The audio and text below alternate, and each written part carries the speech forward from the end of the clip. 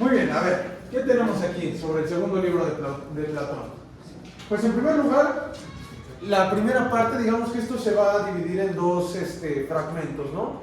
Una en la que seguimos contraponiendo posiciones con respecto al beneficio que objetivamente podríamos decir que nos brinda el practicar la justicia, ¿no? Y otra parte que se va a empezar ya a dividir para introducirnos al libro tercero, en el cual vamos a tener que empezar a hablar un poco de la conformación de la ciudad bella, ¿no? Ese es el objetivo fundamental de este libro, ¿no? El construir una sociedad, una ciudad que funcione perfectamente y que vaya construida conforme a los fines de una justicia, ¿no? Que también está pendiente de ser construida en cuanto a concepto, ¿no? Pero bien, entonces, lo que vamos a encontrar en primera instancia es a Glaucón, ¿no? Como personaje nos va a introducir la idea de la opinión del vulgo, ¿no? Porque particularmente lo que vamos a encontrar es que entonces, en la opinión del vulgo, la justicia debe practicarse únicamente para obtener una ganancia, para obtener fama y para un buen parecer, ¿no? Entonces, en esta situación lo que nos va a diferenciar es precisamente una visión de la justicia como un bien en sí y una justicia como un bien utilitario. ¿Sí entienden un poco esta situación de un bien utilitario? Sí. ¿Sí? ¿A qué me estoy refiriendo? Es como volverlo un objeto que se puede usar. Su finalidad no es la justicia en sí misma, sino la utilidad que tiene para las personas. Es decir, convertir la justicia en un medio, no en un fin, ¿no? Ajá. ¿Estamos de acuerdo? Bien. Entonces, esta es la situación a la que nos introduce con esa idea Glaucón, ¿no? Que se está oponiendo diametralmente a lo que nos propone Sócrates, ¿no? Entonces, bien, la siguiente idea que nos va a introducir es que en realidad los justos lo son en contra de su voluntad, ¿no? Pero que solo son justos porque la justicia, esto es lo importante, ¿no? O sea, a pesar de que nos dice que son justos en contra de su voluntad, la ven necesaria. Es decir, hay una necesidad de justicia, ¿no? ¿Cuál será esa necesidad de justicia?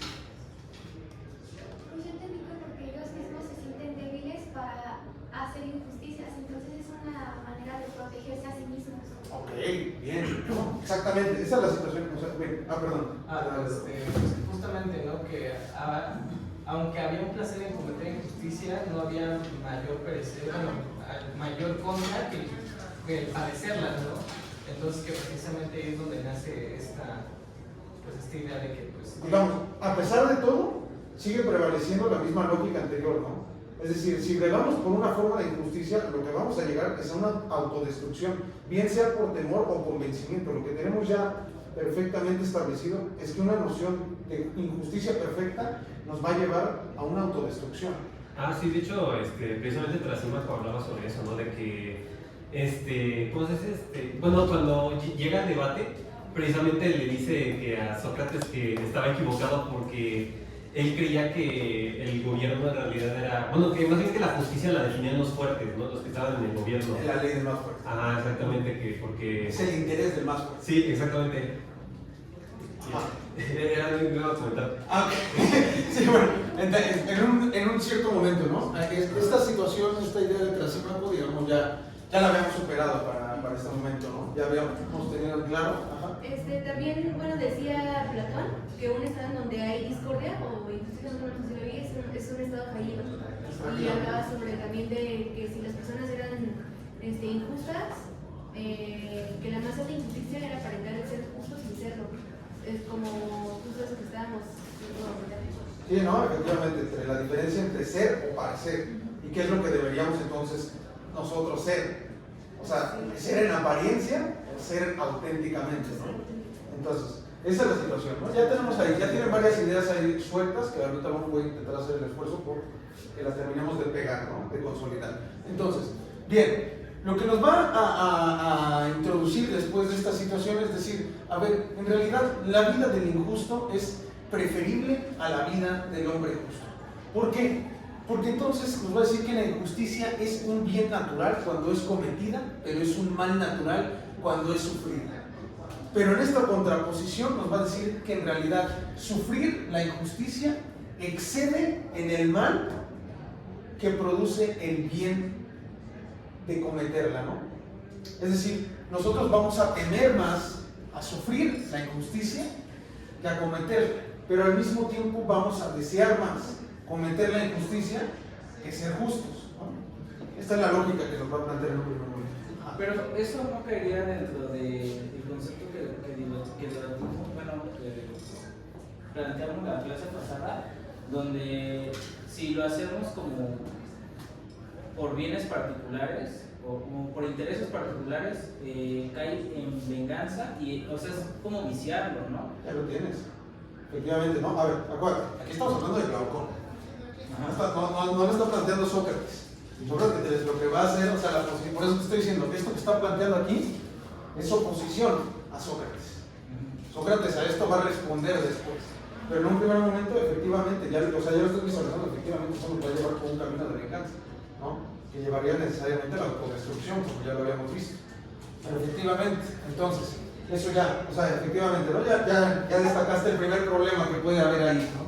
Entonces, bien, nos va a decir en particular que entonces esta gente que bien no sufrió tanto la injusticia, pero tampoco le gozó tanto en cometerla, este punto medio, digamos, esta gente que se queda ahí a la mitad, va a ser precisamente la que va a crear las leyes y las convenciones. Y esas leyes y convenciones entonces es a la que les va a dar el nombre de justicia, entre comillas, ¿no? Como para asimilarla en términos de sinónimos, ¿no? Que es lo que habíamos visto. Y que también se destaca en otra crítica que ya habíamos planteado anteriormente, que la ley es un medio para conseguir la justicia, no la justicia en sí, no es un sinónimo. La diferenciación entre medios y fines, ¿no? En primera instancia, para tener eso claro. Entonces, bien, nos va a decir entonces que la justicia en realidad solamente es un objeto de honor. Es un objeto de honor porque entonces nos va a decir que precisamente lo que va a destacar es que hay una impotencia de cometer la injusticia, ¿no? Hay una impotencia de cometer la justicia que viene restringida por los demás, por la norma, por la legalidad, ¿no? Pero precisamente lo que nos destaca es que entonces nos va a destacar la imposibilidad de una convención de esta manera.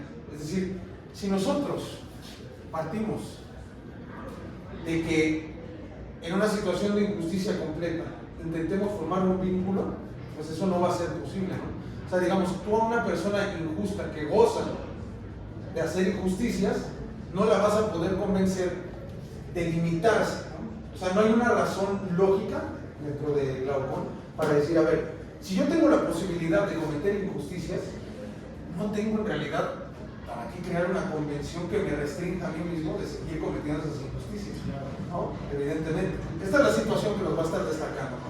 Entonces, básicamente nos va a decir, a ver, la justicia entonces solo es un objeto de honor, solo la utilizamos como un medio para preservar la reputación, ¿no? Entonces, ya quedó, aquí va claro, ¿no? Hasta ahorita va claro, ¿ok? Entonces, según Glaucón, la gente que hace leyes está entre, digamos, el honor y, no sé, la vergüenza. Es que ese es exactamente el otro problema. Y esto es la crítica que yo les venía a traer al respecto de esta posición. Digamos, Sócrates lo critica desde otra situación, pero con respecto a la anterior que tú comentaste, que esta situación de aquí nos llevaría por un camino de venganza, entonces llega el momento de plantearnos entonces si el honor es un bien, ¿no? Si el honor es un bien en sí mismo o si el honor en realidad es un privilegio que como privilegio también acarrea un castigo. ¿Cómo puede suceder eso? O sea, ya a lo mejor dices, ¿qué? ¿Cómo un privilegio puede venir castigado? ¿No? Para que tengas esta idea. Supongamos que te vuelve, bueno, no, vamos a plantearlo como un político a día de hoy. Por ejemplo, Milei, ¿no? Okay. Vamos a plantearlo con Milei. Milei podemos decir que como figura presidencial está investido por una cierta dignidad y un honor. Sí, característico y especial que le corresponde únicamente a un presidente, ¿no? Digamos, en su figura de político tiene una cierta reputación. En esta situación, lo que vamos a ver particularmente es que cuando esta reputación que él se ve necesitado de mantener, digamos, por más estrafalario y irreverente que pueda ser en Twitter, hay un cierto nivel de reputación que a como dé lugar tiene que mantener, ¿no? ¿Qué es lo que sucede ahora que hizo esta estafa de las criptomonedas? se cae, ¿no? O sea, se cae. ¿Y qué es lo que sucede en consecuencia de esa acción injusta? Pierde su dignidad. Pierde el honor, ¿no? Pierde un honor, digamos. Pero ¿cómo lo pierde? O sea, ¿lo pierde simplemente por hacer la acción injusta? Más bien por las consecuencias, ¿no? Que trajo esa acción. Creo que tiene que ver con que pierde credibilidad, porque precisamente por ser una figura presidencial, la gente le tiene, por así decirlo, y más que es una figura presidencial y aparte economista, pues la gente le tiene como una percepción de que es una persona que le sabe, ¿no? Una por ser presidente y la otra por ser economista, ¿no? Y al meterlos en esta estafa, pues pierde todo el prestigio y toda la credibilidad que tenía para toda la gente. Pero podemos decir en un primer momento que él como presidente tiene la misión de preservar y actuar de manera justa, ¿no? Sí, tenemos todos eso entendido, ¿no? Una vez que comete esta injusticia, este privilegio reputacional en el que se encuentra envuelto, digamos, necesariamente tiene que romperse.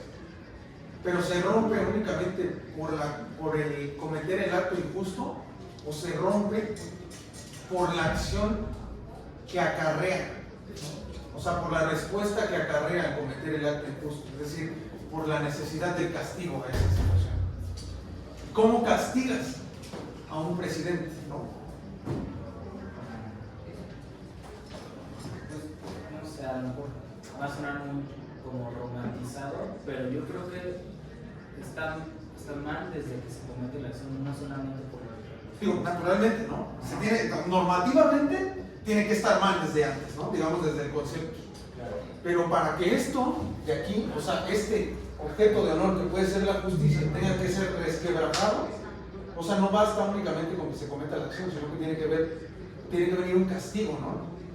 O sea, digamos, ¿cómo es la vida que vive un político? La de una constante vigilancia, ¿no? Hay una desconfianza natural hacia el gobernante, ¿no? Por eso hay una necesidad de castigo sobre él si rompe en estas nociones de injusticia, ¿no? Entonces, ¿qué es lo que sucede con la venganza? O sea, la venganza no es únicamente un acto físico, ¿no? O sea, cuando ustedes se imaginan vengarse, o sea, me voy a vengar, ¿qué es lo que se imaginan? Perjudicar.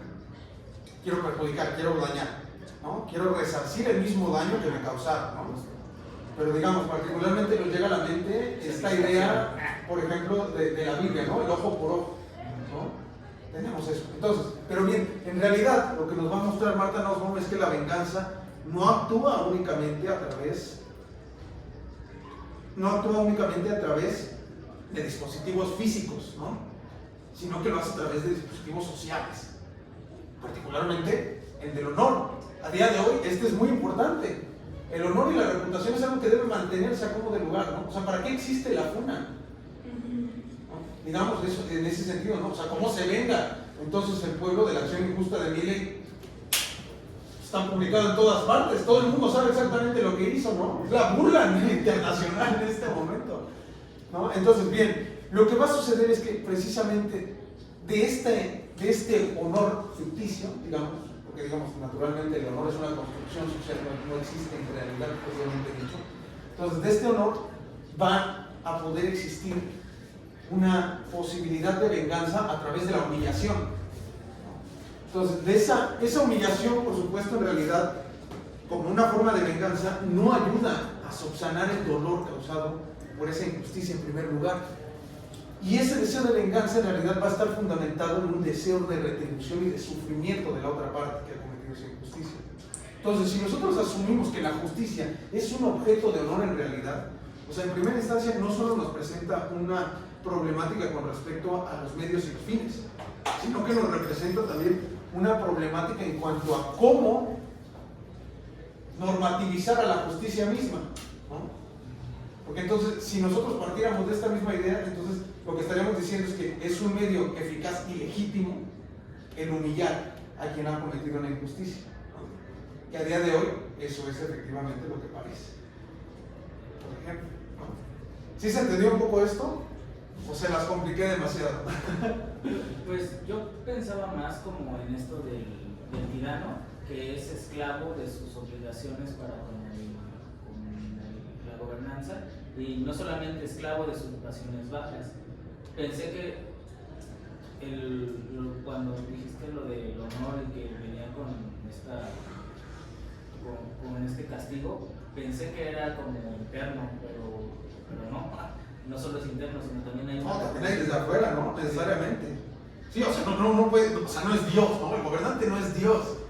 Creían que sí. Así que uno usualmente, digamos, en esta investidura simbólica podría visualizarlo de esa manera. En realidad, el gobernante es un ser humano, como todos nosotros.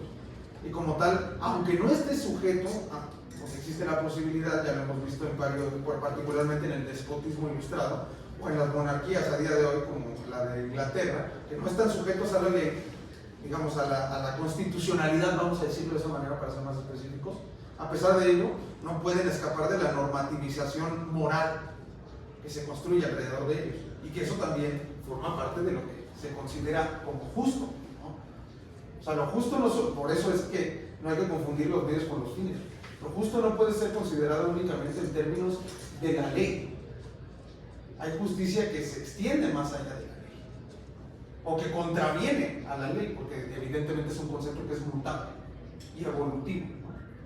Entonces, ya se entendió, ahora sí ya me agarraste la idea, ¿no? Bien, entonces, muy bien, ¿en qué parte me quedé aquí? Esta parte de arriba ya lo pasamos, muy bien. Entonces, nos va a decir Glaucón, ¿no? Nos va a dar básicamente las bases para el liberalismo. O sea, en un sentido sobre la conceptualización de la naturaleza del ser humano, ¿no? ¿Cómo, a ver, alguien se acuerda cómo es que Glaucón vislumbra al ser humano? O sea, ¿cómo es naturalmente el ser humano? Que era injusto, ¿no? Naturalmente es injusto. Antes de eso, pues, utiliza unas palabras más específicas. Egoísta y otra más.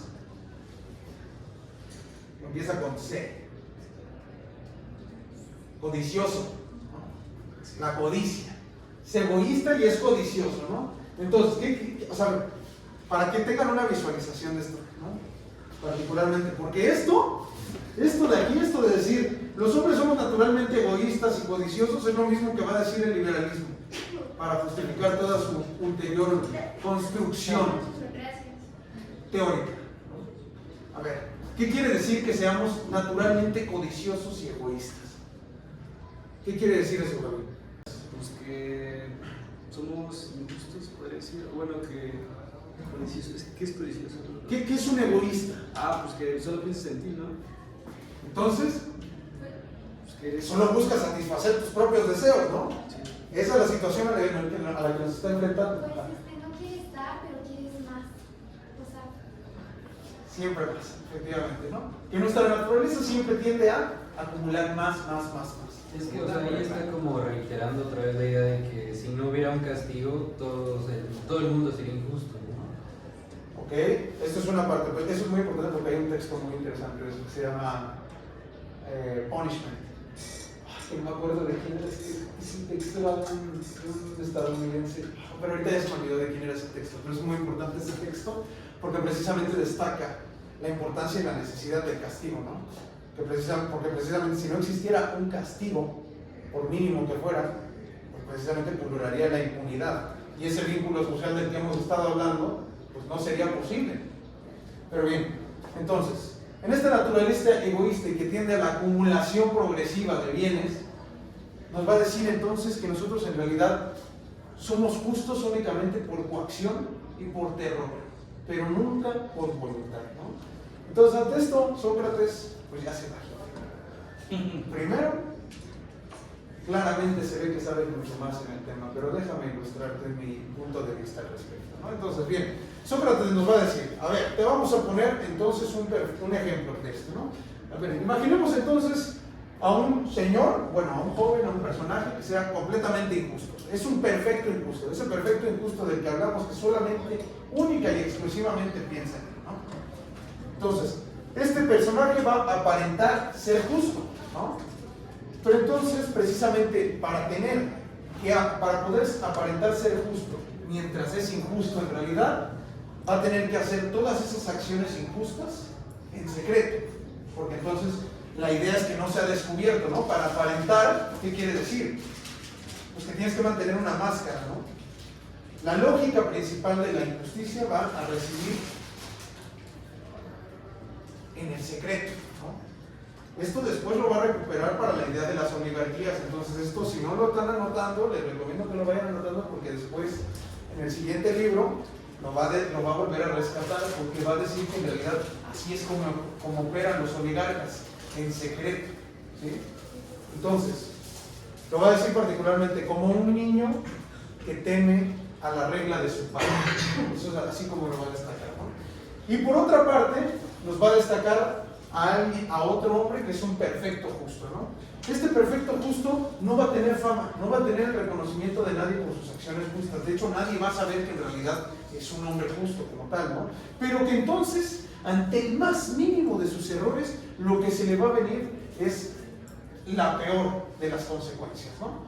Y ante esta situación nos va a decir entonces que ese perfecto hombre justo va a ser asesinado y torturado por el más minúsculo error que cometa, ¿no? ¿Cuál es la consecuencia? Entonces, ¿cuál es la consecuencia que nos va a dar de esta planificación teórica, ¿no? Que entonces la conclusión a la que podemos llegar al respecto de esto es que, de acuerdo a los planteamientos que nos ha brindado Glaucón, lo que es mejor es aparentar que ser, ¿no? Para el hombre injusto, ¿no? Para el hombre injusto entonces es mejor aparentar ser justo que ser justo. Pero por otra parte también lo que nos va a decir es que entonces lo que es mejor es practicar algo que es falso, ¿no? Porque en realidad lo que está cometiendo son injusticias, no actos justos, ¿no? Entonces, de esta situación claramente lo que podemos notar es una evidente contradicción, ¿no? Digamos, planteando desde una lógica shakespeariana, ¿no? Ser o no ser, ser o aparentar, ¿no? Esta es la primera situación en la que nos plantea, ¿no? Entonces, bien, sobre Adimanto, a continuación se va a plantear en contra de esta idea que ha planteado el mismo Glaucón, ¿no? Adimanto nos va a decir entonces que, espérense un momento, que hay que destacar y hay que ser críticos también con aquellos que enaltecen la justicia y critican la injusticia, ¿no? A ver, ¿cómo funciona esto, no? Nos va a decir entonces Adimanto que hay... perdón, es que se está tapando la cámara. Nos va a decir Adimanto entonces que la autoridad usualmente va a intentar ser justa, pero no, una vez más, no por el bien de la justicia, sino por la reputación que acarrea la apariencia de la justicia, ¿no? Una vez más, aquí es otra vez donde vemos esta lógica, ¿no? O sea, la preservación del honor a toda costa, a pesar de la amenaza, de la venganza que pueda acarrear. Entonces, bien, a partir de eso entonces nos va a introducir la idea de los castigos divinos, ¿no? Pero en esta situación es que precisamente va a rescatar la idea de que a final de cuentas en el castigo divino se va a descartar realmente a los que son de los que no son, porque básicamente, ¿cuál es la idea de Dios, no? Es omnipotente y omnividente, ¿no? Todo lo ve, todo lo sabe. Y omnisapiente, perdón. Entonces, todo lo ve, todo lo sabe, ¿no? No pueden escapar a ese juicio porque es perfecto, ¿no? Sí, esa es la lógica, ¿no? Entonces, digamos, en esta situación del castigo divino es cuando ya no podemos aparentar ser algo o no ser. Ahí es donde, digamos, la verdad saldrá a la luz de una u otra forma, ¿no? Entonces, precisamente, es que nos va a destacar que entonces hay una noción, que para esta noción hay una necesidad de los poetas, ¿no? Hay una necesidad de crítica a los poetas, perdón, esta es la situación. Entonces, bien, nos va a decir particularmente que en la reflexión de los poetas lo que va a notar es que la justicia es difícil y penosa de lograrse, ¿no? Y que la injusticia, por otra parte, es placentera y fácil. En este sentido, lo que nos va a decir es que los injustos pueden ser enaltecidos por su posición social y que además, básicamente, todas estas malicias que lleguen a cometer pueden ser proferidas y liberadas por parte de las indulgencias de sacerdotes y adivinos que se prestan de una manera, ahí sí podemos decir, codiciosa, para las necesidades de la gente injusta, ¿no? Prometiendo el favor de los dioses a cambio de dinero, ¿no? Entonces, precisamente es que ahí nos va a plantear su crítica a esa posición, ¿no? Porque nos va a decir, a ver, si un joven al cual se le educa con esta noción, digamos, esta noción, todo esto de lo que ha hablado tanto Adimanto como Glaucón, puede ser resumida en la cultura mexicana con una frase muy particular, ¿no? Que es la ley del gandaya. Sí la conocen, ¿no? Perfectamente, ¿no? ¿De qué se trata esa, la ley del gandaya? Que no tranza no avanza, ¿no? La máxima prista. Como si no vaya el perro. Otra de esas, ¿no? Pero se aplicaría más bien a los sacerdotes y adivinos codiciosos, ¿no? En este sentido. Entonces, bien, lo que nos va a decir entonces este Adimanto es que un joven que es educado y formado con estas máximas pristas, ¿no? Entonces, básicamente lo que va a entender y lo que va a asimilar es que entonces lo que se tiene que preservar es una reputación, la reputación de un hombre justo, mientras que se cometen los actos injustos, ¿no? ¿Por qué? Porque esos actos injustos básicamente pueden ser conseguidos o subsanados, más bien, pueden ser subsanados a través de el intercambio monetario para conseguir el favor de los dioses y escapar entonces de ese castigo divino, ¿no? Entonces, ahí por eso es que le pongo, ¿no? Es posible escapar del castigo divino. Y digamos, de todos modos, en la mitología griega, en varias ocasiones nos han mostrado algunos episodios, por ejemplo el del Perseo, el del castigo de Perseo, ¿no? El águila que le come el hígado y que le vuelve a crecer recurrentemente y que al final de cuentas sí pudo escapar de ese castigo, ¿no? Entonces, bien, sobre esa situación entonces es que lo que nos va a destacar es que en la injusticia hay un goce, ¿no? Esta es la misma lógica que habíamos visto por acá, ¿no? Hay un goce en la injusticia, ¿no? La injusticia es, digamos, placentera, ¿no? Mientras que por lo tanto, aquí no sé por qué lo dibujé espantoso. Mientras tanto, ese goce va a decirnos que para este joven en particular que ha sido educado de esta manera, va a ser preferible debido a la ganancia terrenal que significa sobre su vida, ¿no? Mientras que por el otro lado, el personaje justo va a censurar únicamente la injusticia por razón de los honores y de las recompensas que acarrea la justicia consigo, es decir, la justicia como un medio, ¿no? O sea, el único motivo por el cual vamos a denunciar a los injustos es para nosotros acarrear una reputación que le quitamos al otro, ¿no? Esa es la lógica que nos destaca Adimanto de una educación que haya sido formada de esta manera, ¿no? De manera codiciosa y egoísta, ¿no? Y que tienda a una lógica de venganza, ¿no? O sea, también, viéndolo como el capital de justicia o de no, como capitalizándolo, ¿no? Es esta parte de robarle al otro, denunciándolo, no por el acto de la injusticia, sino por la necesidad o por el deseo, el goce. Ay, qué horrible gallo está salir, perdón. Por el goce de robarle. Ajá, exactamente, ¿no? Porque la lógica es que somos egoístas, ¿no? Si somos egoístas, entonces nuestros objetivos, ¿cuáles son? No los de la comunidad, son los nuestros propios. El honor, ¿no?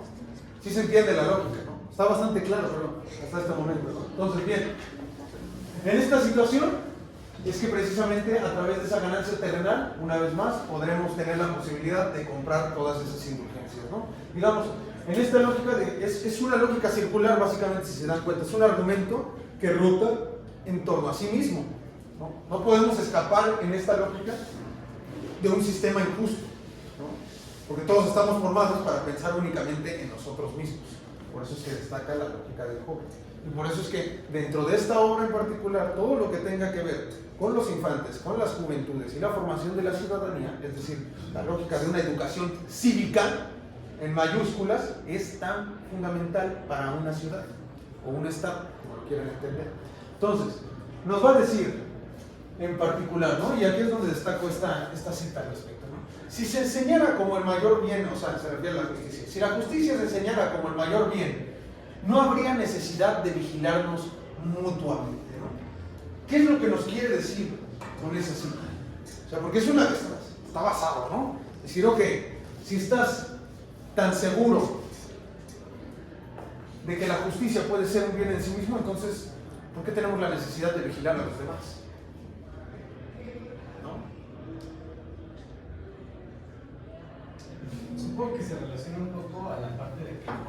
naturaleza tendremos que ser codiciosos e injustos, ¿no? Cometer injusticias. Entonces, si no hubiera una autoridad o un castigo que nos limitase, pues realmente nada nos impediría pues realmente llegar a dañar, ¿no? O a agredir. Por lo tanto, la vigilancia constante pues es lo que igual de cierto modo fomenta que pues, no cometamos estos crímenes, estas maldades, ¿no? Entonces, supongo que por ahí nace como esta necesidad de estar constantemente, a lo mejor no vigilados, pero sí regulados, como por la ley o por las cámaras, ¿no? Sí. Muy bien. Bueno, justo leí que el perfecto injusto realmente no le va a importar como hacer el mal y que los demás lo vean. Entonces también por eso existe esa cierta desconfianza. ¿Dónde entendiste eso? ¿En qué parte? Ay, es en las primeras hojas. Pero eso es importante, o sea, escribir.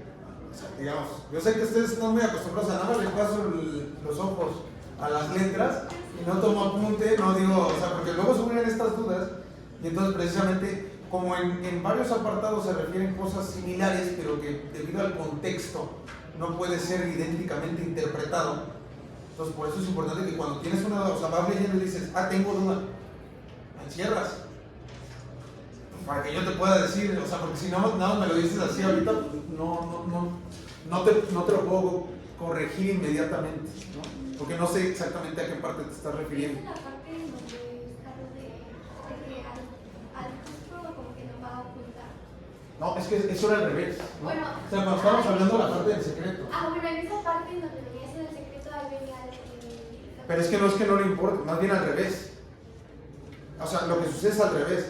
Para que el perfecto injusto pueda actuar, mientras aparenta ser justo, lo que necesita es mantener sus actividades injustas en secreto, para no ser expuesto como lo que en realidad es, y poder mantener la dimensión de la apariencia, ¿no? O sea, es al revés de entonces. Es que yo lo entendí como al revés, como que no le importaba realmente ser descubierto.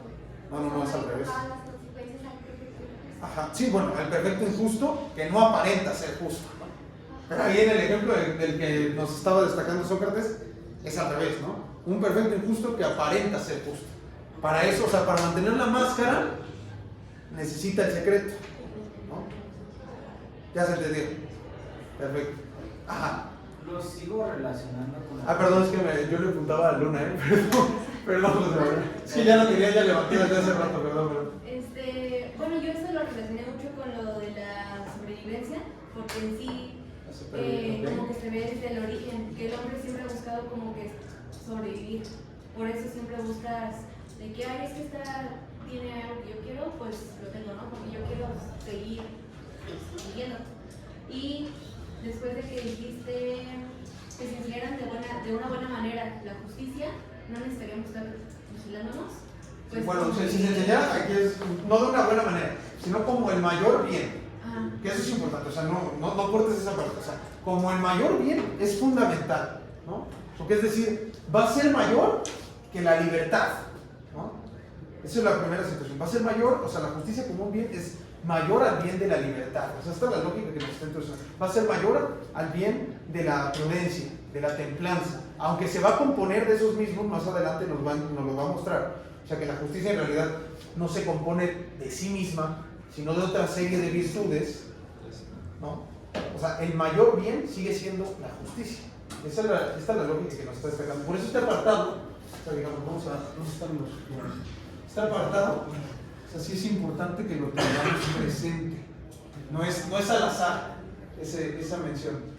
Igual relacionado, siento que sería difícil enseñar la justicia como mayor bien, porque creo que igual al principio de la lectura se intenta categorizar a la justicia como si es un bien por sí mismo o es un bien que solo tenemos por el bien que nos trae, ¿no?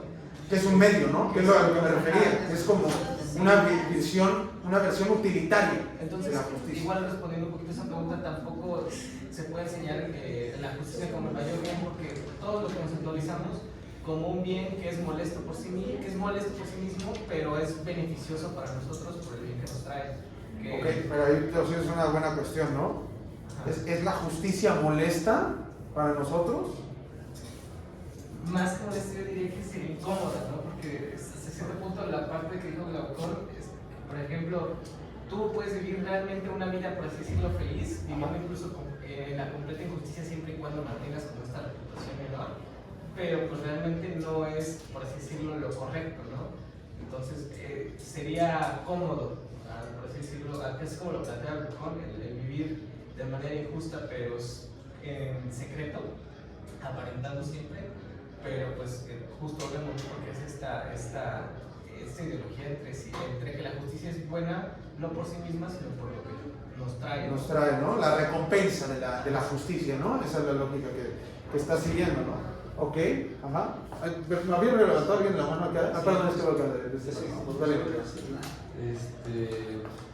Es que lo que dijo me recordó de que, o sea, las personas no ven a la justicia como el mayor bien porque no parece que tenga un valor intrínseco, o sea, porque sí ser justo pues no parece que no te va a recompensar tanto como si fueras injusto, o sea, pues sí, eso, o sea, que la justicia en sí pues solo es el medio, solo es un fin.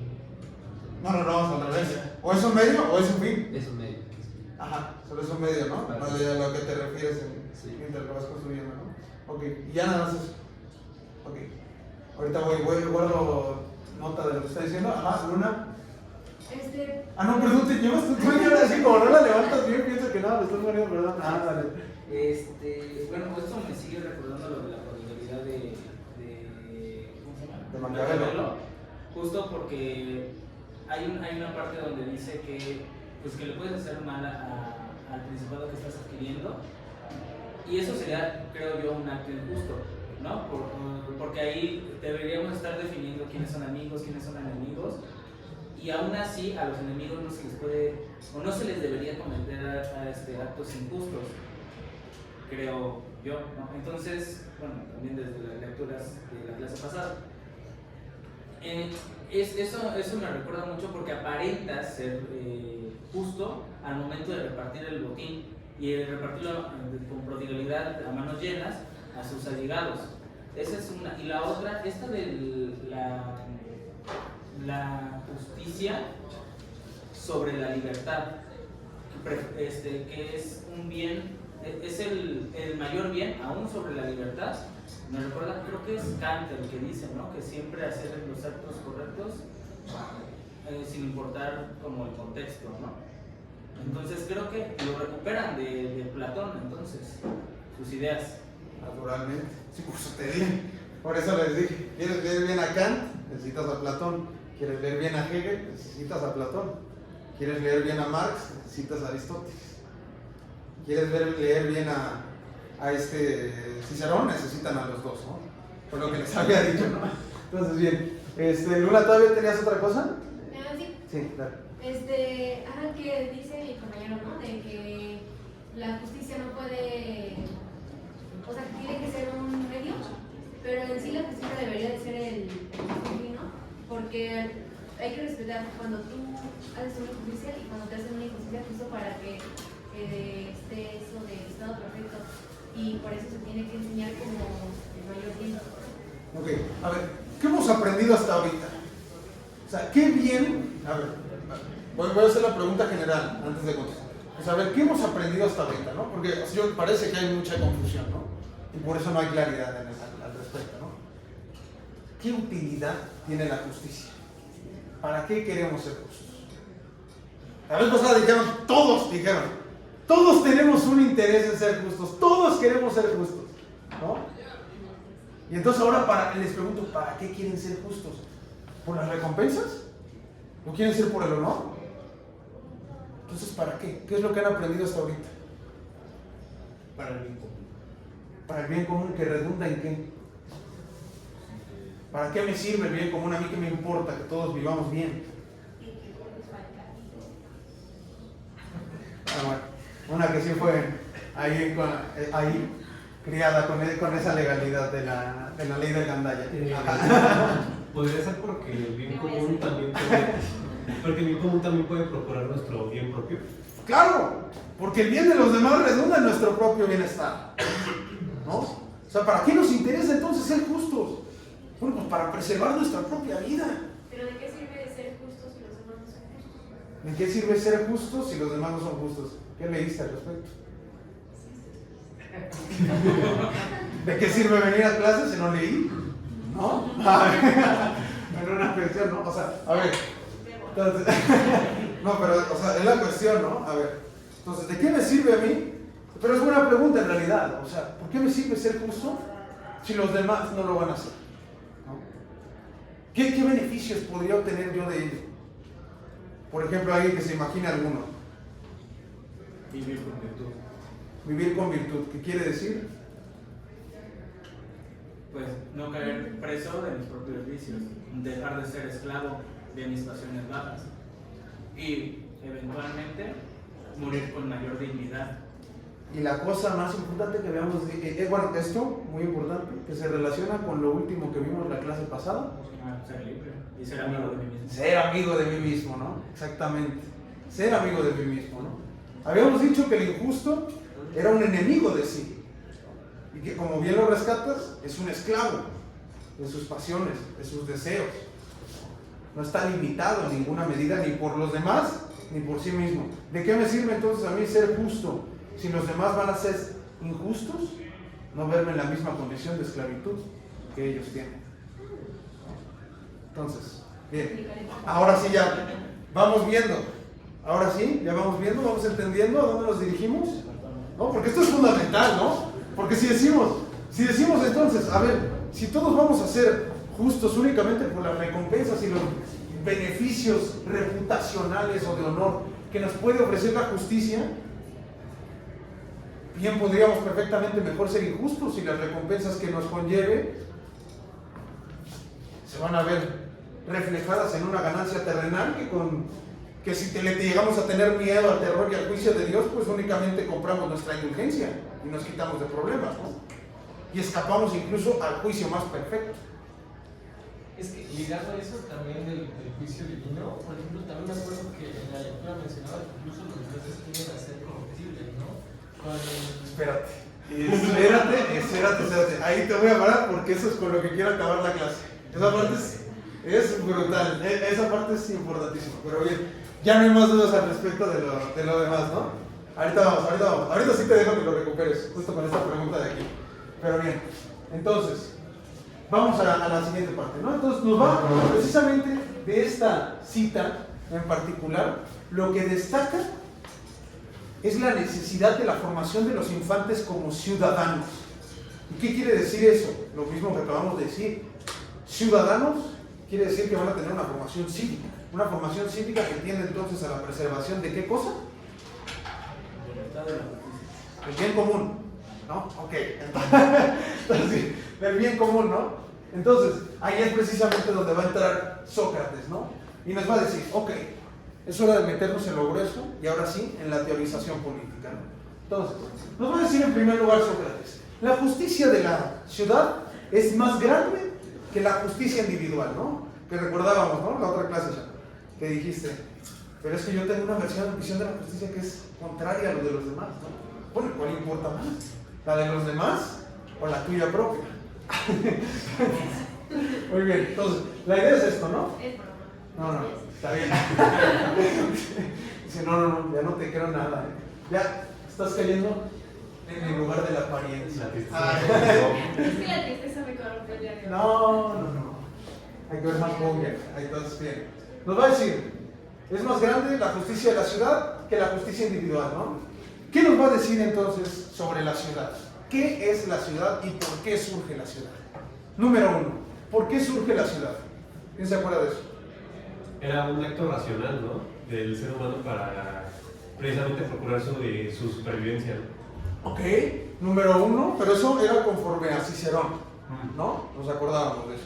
Pero es importante que lo traigas a colación, que bueno que todavía lo tengas presente, ¿no? Que el Estado nace cuando cada individuo no se autoabastece y necesita de otro. Y que creo que también se menciona que, o igual estoy comentando con otra lectura que tuve, que aquel que no vive en sociedad no es, o es un dios o es una bestia, ¿no? Porque pues, el ser humano no puede... Eso es de Aristóteles, ¿no? Aquel que no puede vivir en sociedad es un dios o es una bestia. Efectivamente, si me preguntas, una bestia, porque Dios no necesita. Pero bien, en fin, entonces, justamente lo más importante, la ciudad surge de la necesidad, ¿no?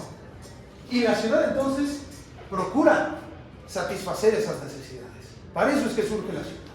Entonces, nos va a decir que en realidad la ciudad es una convivencia entre entes asociados dentro de un mismo domicilio. Entonces, esta es la lógica del territorio, número 1. Creo que nos introduce, ¿no? ¿Cuáles son las necesidades básicas que destaca Platón?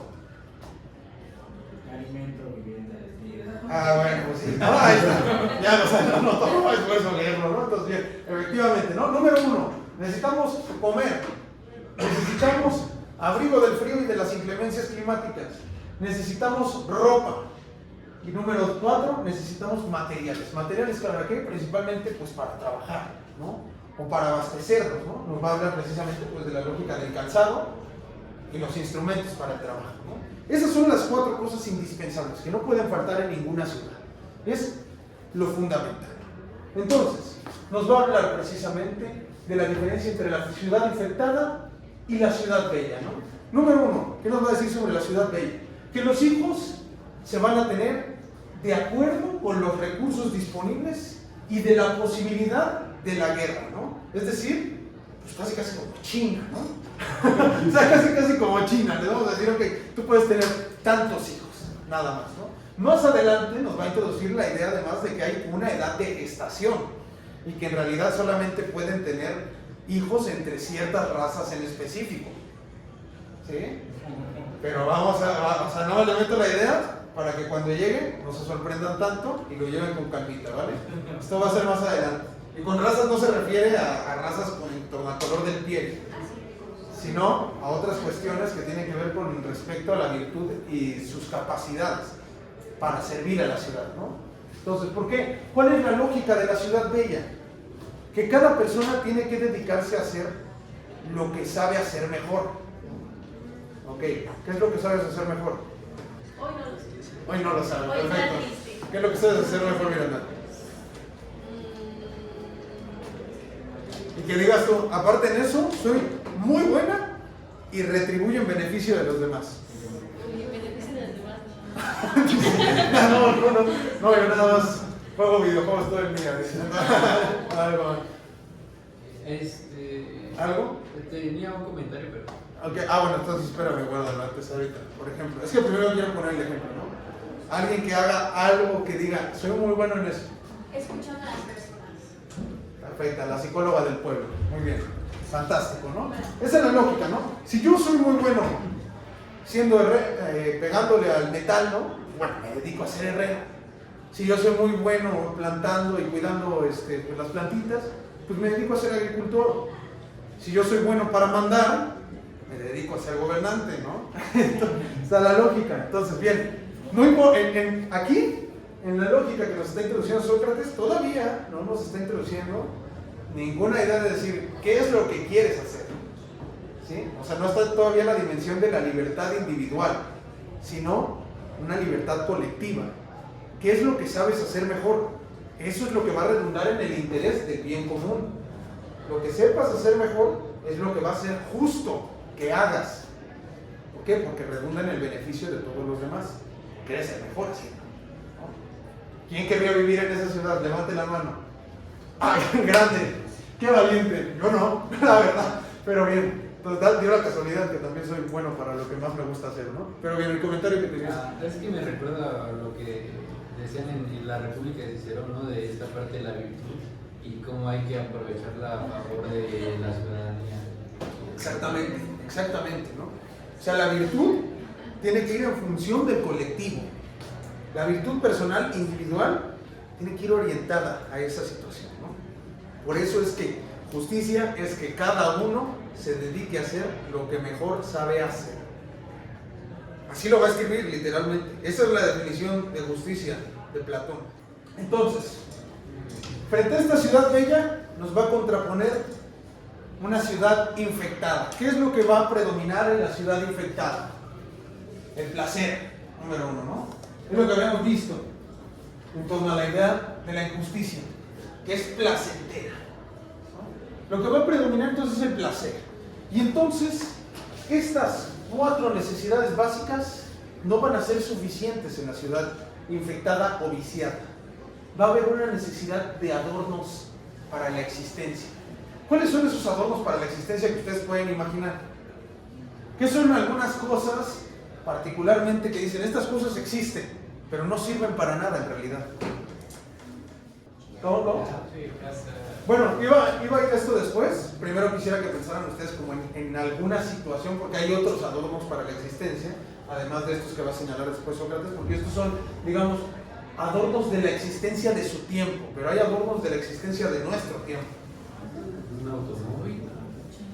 Un automóvil podría argumentarse en algunas ciudades, particularmente en Estados Unidos, ¿no? Que esa dimensión del peatón es prácticamente inexistente, ¿no? La necesidad de tener una mascota, por ejemplo. Necesidad de tener una mascota, pero tampoco afecta, ¿no? Realmente. Estás triste, te abrazo.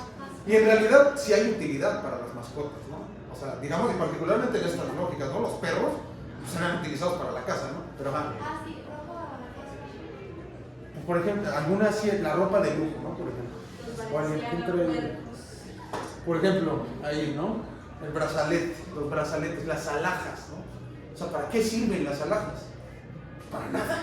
Para adornar. Literalmente esa es su lógica, ¿no? O sea, digamos, en este sentido, toda la industria del lujo es innecesaria. Y es placentera, ¿no? Entonces, esa es la lógica, ¿no? Un boleto de Iris y 2.700 pesos. Ah, no sé cuánto hayas pagado. Yo la última vez que fui fue en 2017 y nunca volví porque se me llenó la nariz de mocos negros. Ay, a mí también. Es horrible. Entonces, bien. Entonces, pero bueno, por otra parte, Sócrates nos va a decir, ¿cuáles son estos adornos de la existencia en términos, digamos, de su contexto? Nos va a decir, número uno, el arte. Es decir, el arte es inútil para la ciudad, ¿no? Y el arte, sobre todo, después nos va a decir la lógica de los poetas. O sea, la poesía no sirve. Sí. Sí, de hecho, ay, no me acuerdo quién lo decía, creo que fue Aristóteles, pero decía, no, sí me trató de Aristóteles, que decía que los poetas solamente distraían a los ciudadanos de aspectos importantes que estaban sucediendo. O sea, Efectivamente, ¿no? O sea, que adornaban la verdad. No hablaban con verdad, sino con el adorno de esta situación, ¿no? Entonces, bueno, número uno, el arte. Número dos, la casa. Ahí entonces sí se podría argumentar, ¿no? Que sí, que las mascotas podrían ser completamente inservibles, ¿no? En este sentido. Y el número tres, el aumento de la servidumbre, ¿no? Porque ¿cuál era la forma que tienen todavía a día de hoy, por ejemplo, los grandes oligarcas franceses para demostrar que son muy ricos, a diferencia de los medianamente ricos? Pues que tienen un montón de mayordomos y de sirvientas, ¿no? Esa es la lógica, ¿no? O sea, este aumento de la servidumbre nos va a decir que además crea una intensificación de las necesidades y de los recursos disponibles para la ciudad. De esa manera es que entonces se vuelve necesario agrandar la ciudad, ¿no? ¿Cómo agrandamos la ciudad? ¿Cómo agrandamos la ciudad? Poniendo más casas. No, ¿qué diría? No, vas para alcalde Benito Juárez, ¿sabes? A través de la guerra, de confrontar con otras naciones en disputa de territorio. A través de la guerra, ¿no? Naturalmente, esta es la lógica, hay que extender el territorio. ¿Y cómo extendemos el territorio? Conquistando, ¿no? Y entonces ahí es precisamente donde encuentra Sócrates la génesis de la guerra, el génesis de la guerra, ¿no? ¿De dónde surge entonces la guerra? De cuando se junta más de lo necesario, cuando se quiere tener más de lo necesario, ¿no? Eso es precisamente lo que nos lleva a la acumulación ilimitada de la riqueza. Y es lo que genera precisamente la guerra. ¿Qué habíamos dicho? ¿Quién había dicho lo de que? Ah, tú, Liz, ¿no? Habías dicho, ¿no? La guerra que es injusta. La clase pasada lo habías dicho, ¿no? Ya vi el video. La guerra que es injusta. Entonces, bien. Por otra parte, en la ciudad bella nos va a decir, a ver, aquí nos va a introducir nada más en este capítulo, nos va a introducir nada más dos clases. En la ciudad bella van a haber tres, en realidad. Aquí nada más nos va a introducir dos. Uno, los comerciantes, ¿no? Porque tenemos la lógica y la necesidad pues, de importar bienes y de exportar bienes, ¿no? Y de acrecentar entonces la situación, y ahí es donde precisamente introduce la idea de los asalariados para completar la dinámica comercial. Y aparte de eso tenemos a los guardianes, ¿no? Los guardianes nos va a destacar entonces la necesidad de una ciudad por tener un ejército, ¿no? Pero ¿qué es lo que va a constituir a los guardianes? ¿Cuáles son los atributos que vamos a ver en un guardián? fuerza. Hay que estar ponchado como el mismo Platón. Hay que tener celeridad. Hay que ser capaz de percibir a los enemigos cuando estén escondidos, ¿no? Y aquí es donde ya entramos con las otras dos cuestiones importantes. Número uno, ser irascible, pero en una forma suave, nos dice. ¿Cuáles son los peligros de tener a un guardián excesivamente irascible? Justo relacionado a la lectura que tenía que ser fuerte con los enemigos y lo suficientemente suave con su pueblo precisamente para no lastimar a quien debe de protegerlo, ¿no? Esa es la lógica, ¿no? ¿Hay alguien a quien tengo que dañar si entra a querer atacar mi territorio, ¿no? Pero hay alguien a quien tengo que proteger, ¿no? Es decir, aquí está la... Ajá. Sí, justo porque si no se convertiría en opresor, ¿no? Exactamente, ¿no? ¿Cuál es el peligro de la ira desbordada en un guardián y en cualquier persona? La violencia. La violencia desmedida e injustificada, ¿no? Entonces, está la situación. Número uno nos va a decir, ok, esto quiero que lo tengan presente. Esta ira la tenemos que gobernar, la tenemos que educar y sobajar, ¿sí? ¿Cómo vamos a hacer eso? Nos va a decir que aparte, el guardián tiene que ser filósofo. ¿Qué quiere decir ser filósofo?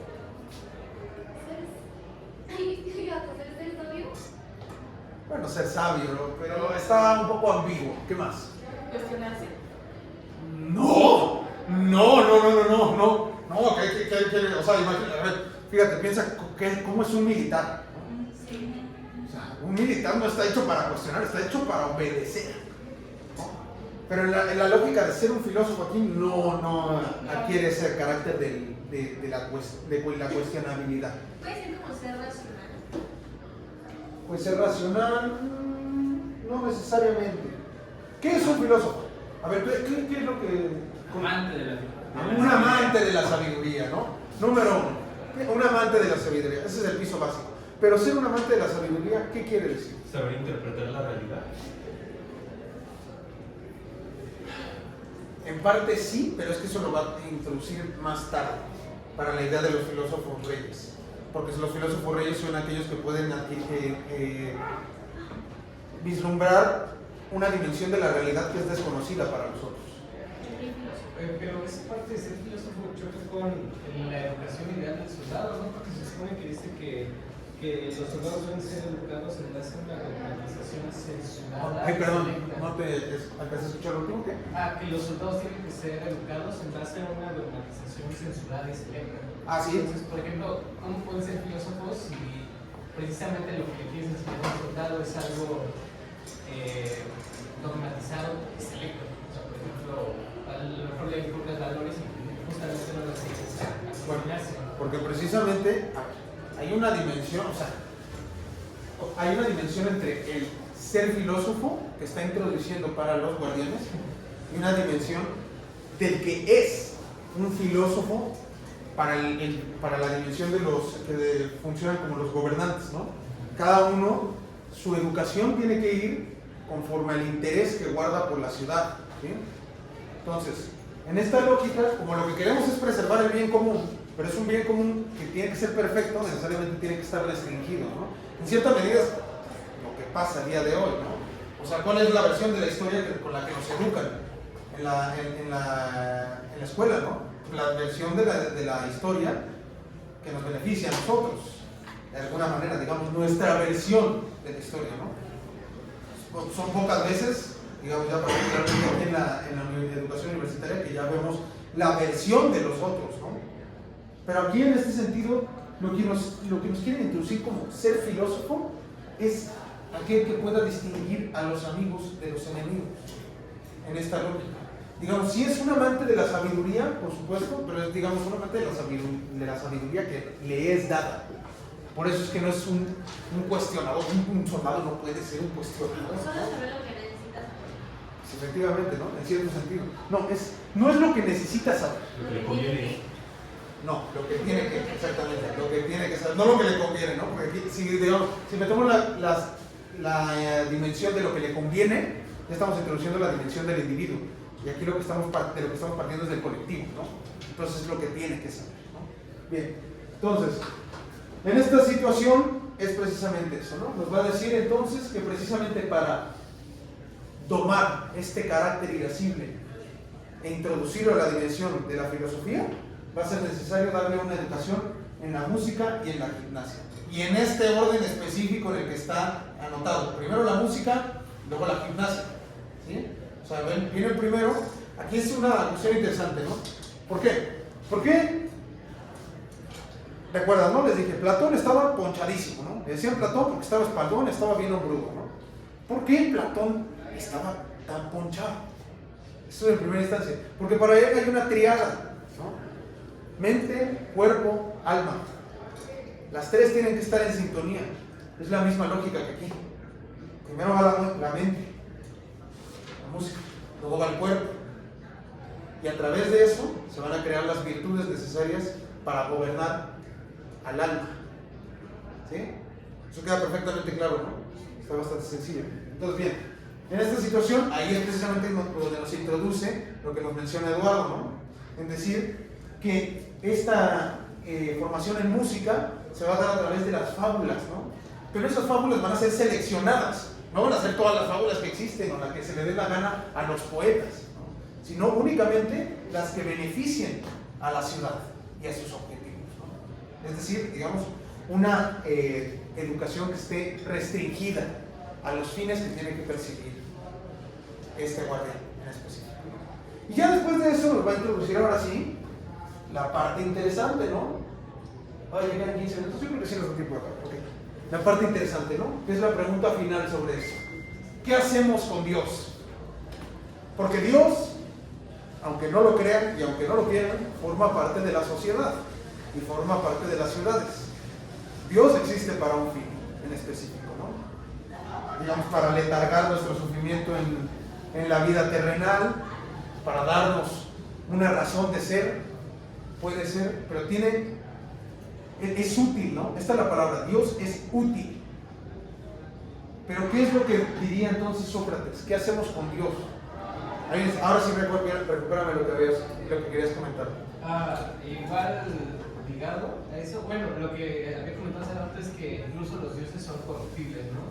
Y ligado a eso de que solo se escogían ciertas fábulas, también creo que Sócrates decía que hay fábulas en las que los dioses son esclavos de sus placeres, ¿no? O sea, que roban o que, por ejemplo, se meten con caballos, con caballos, sí, con caballos, con animales, que entre unos asesinan, que entre unos se matan, y que, por ejemplo, hay que escoger una representación ideal de Dios que sea lo suficientemente buena como para que se les pueda contar a los soldados, ¿no? Que no hay que contarles toda esta parte de todo lo que hacen, ¿no? De que se meten con animales, de que se matan entre ellos, ¿no? de que son corruptos. Exactamente, ¿no? ¿Cuál es la idea? Si queremos preservar un orden perfecto en la ciudad, no podemos partir de la idea de que, digamos, los dioses, que son, digamos, las máximas morales de una sociedad, sean corruptos, ¿no? No podemos pretender que la gente no se acueste con caballos si Zeus lo hace, ¿no? Porque sí lo hizo, ¿no? Porque sí lo hizo, ¿no? O sea, la persona más cornuda del Olimpo es Hera, ¿no? O sea, ¿con quién no se acostó Zeus? Con todo el mundo, ¿no? Entonces, bien, esta cuestión es muy interesante porque la dimensión que nos introduce con esta lógica Sócrates es decir, hay que instrumentalizar a Dios, ¿no? Dios no puede ser entonces por medio de la tradición, sino que Dios tiene que ser conforme a los intereses de la ciudad. ¿Sí? Y ahí es donde nos va a introducir precisamente las dos leyes para los dioses, ¿no? ¿Cuál es la número 1? ¿Te acuerdas de eso? No, nadie se acuerda de eso. La número 1, Dios solamente es creador de todas las cosas buenas. Todas las cosas malas son obra de los hombres. Número 2, creo que sí te acuerdas, ¿te quieres acordar, Mauricio? Bueno, como que sí. ¿Te acuerdas de la segunda? ¿Que es perfecto?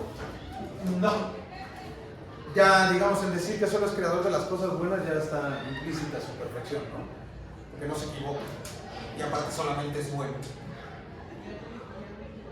¿Cuál es la segunda? Que no puede metamorfosearse. O sea, los dioses no se metamorfosean. Eso que hizo Zeus de convertirse en tortuga, en vaca, todo eso, no más. ¿Por qué? ¿Cuál es la lógica de metamorfosearse cuando uno cambia de forma? El engaño. Está presente el engaño, número uno. Y número dos, que viene perfectamente la contradicción entre la perfección, ¿no? Uno, lo que dice Sócrates es, nada puede ser peor de lo que ya es. Ninguna cosa puede ser peor de lo que ya es, ¿no? Y si entonces un ser perfecto como Dios se convirtiera en un ser imperfecto como cualquier cosa mortal, pues estaría contraviniendo sus propias propiedades, ¿no? Eso entonces sería una contradicción.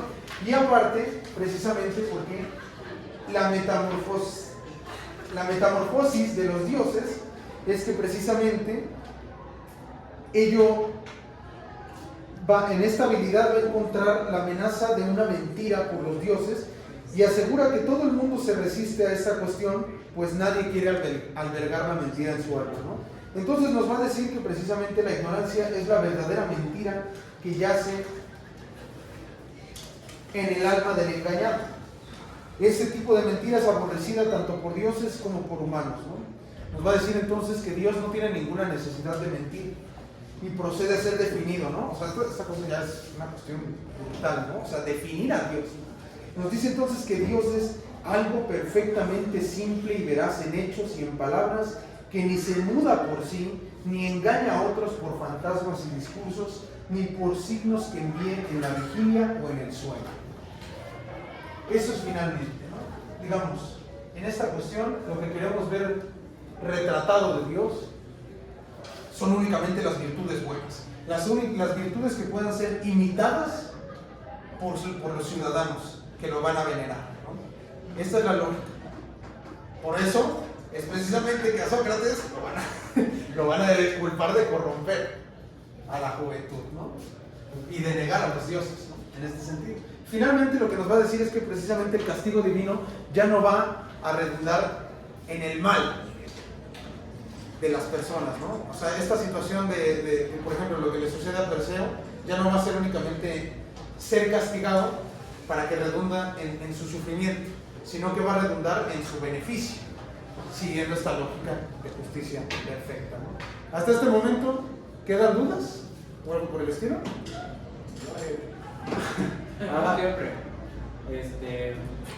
esto de la justicia para que cada persona se dedique a hacer lo que mejor sabe hacer dentro de la ciudad, no es como un precepto implícito del socialismo. No se basa el socialismo en algo así. Ahí hay principios comunistas, definitivamente.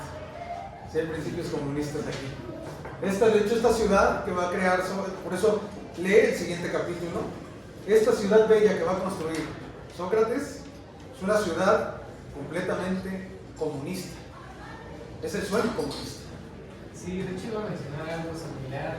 Bueno, yo leí los 3 libros en una clase del semestre pasado, por eso más o menos lo tengo medio fresco, ¿no? Y recuerdo que justo en el tercer libro, o sea, hay una comparativa con el comunismo que está muy interesante. Naturalmente, ¿no? Qué bueno que ya lo tengan presente para que entonces en su lectura ya vengan también con algunos planteamientos referentes a eso. Pero precisamente al basarse bueno, ahora sí que esta ciudad al basarse en esos principios podría ser como un antecedente muy anterior del socialismo utópico. En cierta medida lo es. En cierta medida lo es, efectivamente. Porque precisamente, digamos, evidentemente este es un planteamiento teórico, ¿no? Y el mismo Sócrates, más adelante en la lectura, va a admitir, ok, ya nos aventamos toda nuestra teorización, ya creamos la ciudad perfecta. Bueno, esto es teórico, no existe en realidad, pero dice, ¿pero es imposible de realizar? No, tampoco es imposible de realizar, ¿no? Después lo va a desarrollar ese planteamiento. También quería preguntarles, ¿qué tan válido moralmente podría ser juzgado esta parte de las cosas inútiles, que es como el arte, la casa, etcétera? Lo pregunto porque anoche estaba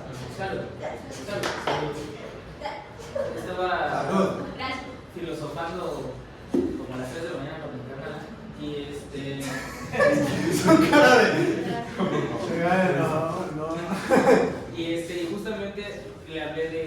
parte de, pues que de los artistas sí son un tanto prescindibles en la sociedad.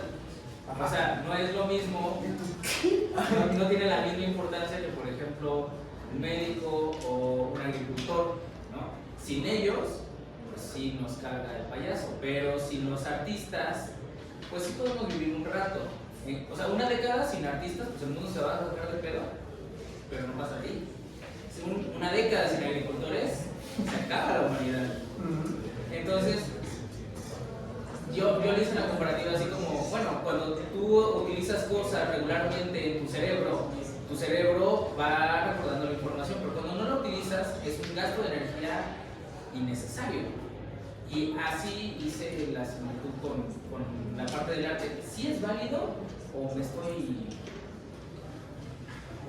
volando? Bueno, porque, o sea, digamos, esos planteamientos que hace aquí naturalmente tienen algo de arbitrarios, ¿no? Sí. Porque, digamos, podemos argumentar esa cuestión, pero no es el arte, en cierta medida, la primera condición que posibilita la creación de la escritura. ¿Qué es la escritura sino un símbolo en sí mismo, no? ¿No es el arte también una actividad posibilitadora de la comunicación en sí misma? ¿Qué es el código Morse en sí? ¿De dónde surge el código Morse? ¿Un planteamiento puramente racional, instrumental? ¿O de un planteamiento que también tiene una lógica creativa y artística, ¿no? En cierta medida. Digamos, sí, se puede decir, ok, si mañana se mueren todos los poetas, digamos, puede decir que no pase mucho, ¿no? Digamos, en términos de consecuencias materiales o económicas, ¿no? Pero ¿cuál es el precio que paga la mente? ¿Cuál es el precio, digamos, que paga el alma por verse privado de una dimensión de su expresión? ¿No? Eso podría ser, digamos, ahí es una situación que podríamos plantear, ¿no? Porque a pesar de todo, dice, bien, o sea, sí vamos a censurar a los poetas, ¿no? Pero después dice, bueno, pero sí tenemos que recuperar fábulas, ¿no? Que en cierta medida pues, son una forma de arte literario, ¿no? Digamos, el arte también educa, ¿no? Podemos decirlo de esa manera. ¿Qué es el himno nacional? Es una canción. ¿Qué es la bandera? Es una artesanía en cierto sentido, ¿no? O sea, digamos, el arte también tiene un poder simbólico que es indispensable para la humanidad y del cual no podemos prescindir así como así, aunque parezca. O sea, podríamos decir que constituye parte de la condición humana y la dignifica, como el trabajo debe dignificar la condición. Claro que la dignifica. Y de hecho dignifica también al mismo trabajo en cierto sentido, porque lo simboliza, así como simboliza la misma muerte. Cuando pierde esa dimensión del símbolo, es cuando nos deshumanizamos, que es lo que sucede con la muerte a día de hoy.